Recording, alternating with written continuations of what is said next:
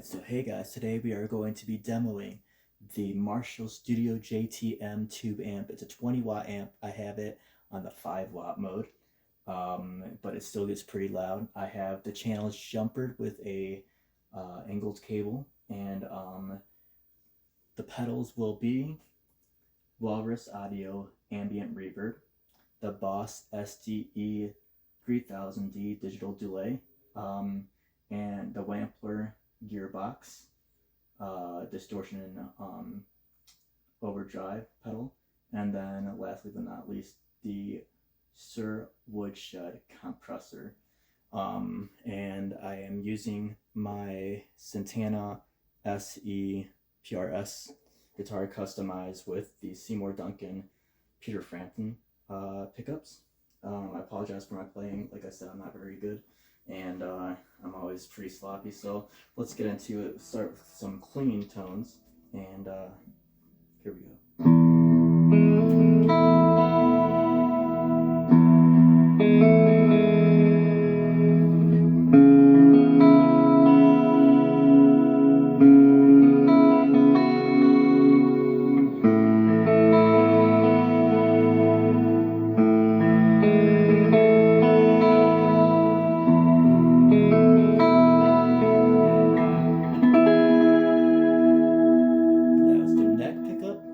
Go to the middle pickup.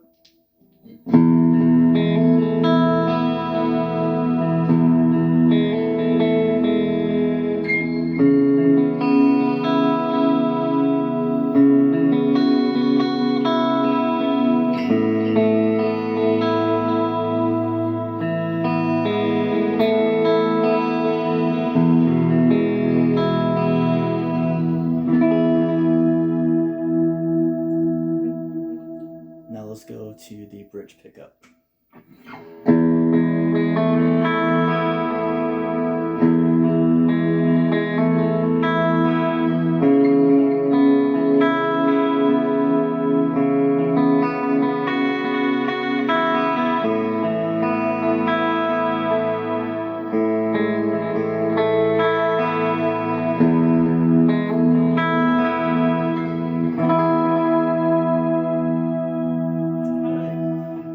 Turn off the effects pedals just to hear what it sounds like on clean channel, or just the amp complete clean. It only has one channel, it doesn't have two channels.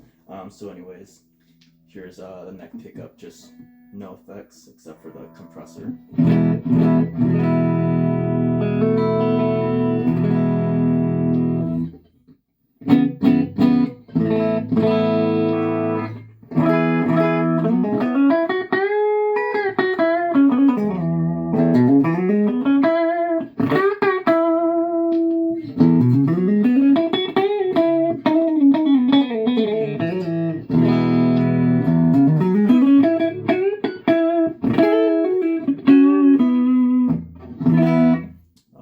So it's a 112 combo amp. This has the Celestion Creamback 65 speakers, and as you can tell, it still sounds really full. It does not sound small and boxy at all. It's very natural and woody sounding.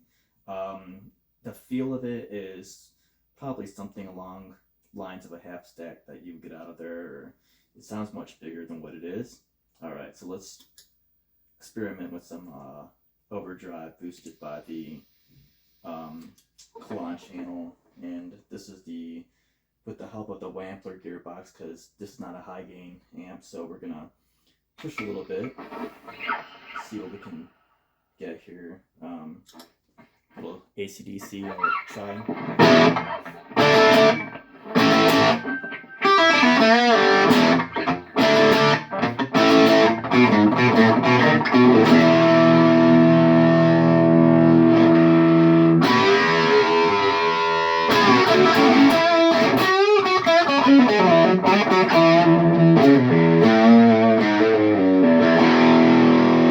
Just some noodling.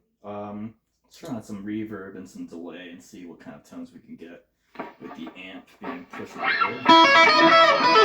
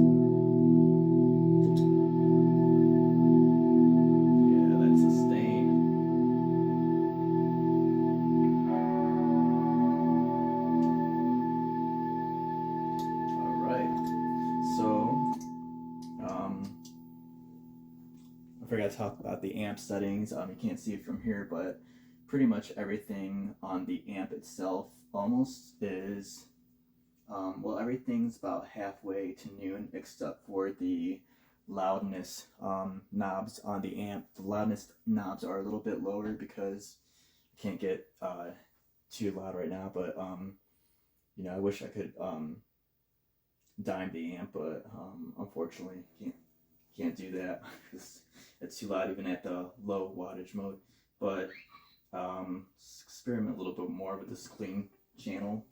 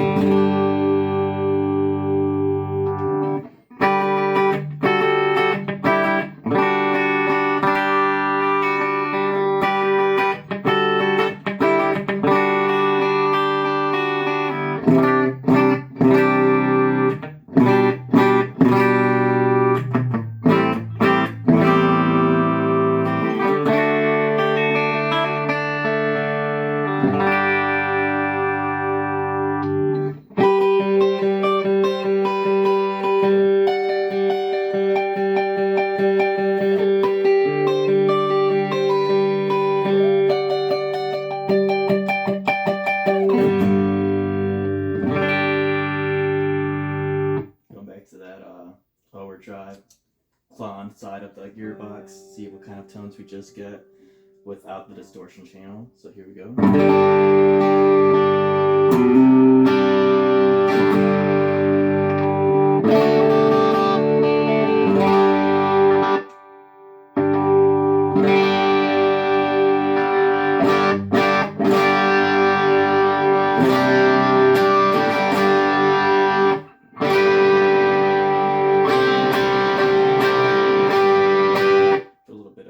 Reverb and delay, and this is what we get. I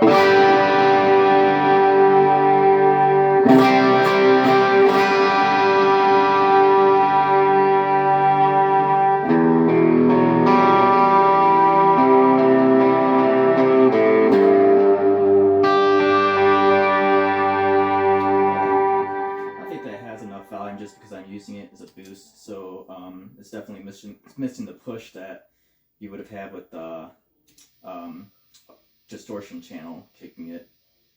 So this is with both of them combined, you notice that volume kind of jump. Turn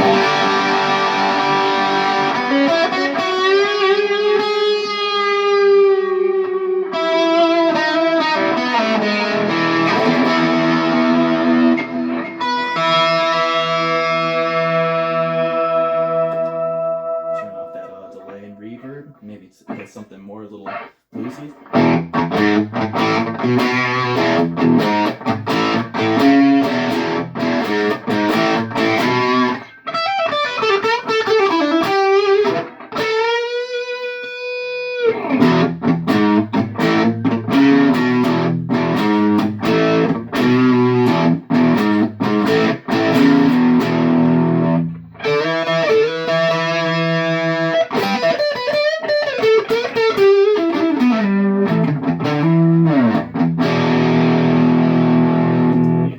With that clone channel kicked in. Let's try it without that clone channel.